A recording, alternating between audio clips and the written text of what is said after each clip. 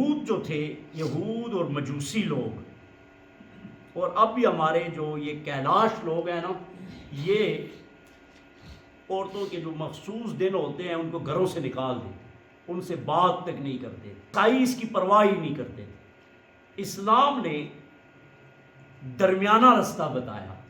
کہ وہ پلید بھی نہیں ہے، ان کو گھروں سے بھی نہ نکالو، ان کے ساتھ رہو، کھانا پینا سب کچھ جائز ہے، سوائے وہ مخصوص تعلق کے، اس کے علاوہ سب کچھ، کوئی مسئلہ نہیں ہے، گھروں میں رہے وہ۔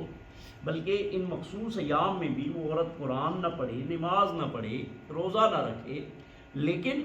وہ ذکر کرے، درود شریف پڑھے، دعا کرے، کر سکتی ہے، قرآن کو ہاتھ لگائے بغیر۔ بہتر یہ ہے کہ نماز کے ٹائم میں وضو بنا کے، تیاری کر کے، نماز کی سی صورت اختیار کر کے اپنے شرم و حیا کا بھرم بھی رکھے، اور بچوں کو بھی محسوس نہ ہو، اور بیٹھ کے وہ دعا کرے، اس طرح مطلب اللہ تعالیٰ کا ذکر کرے۔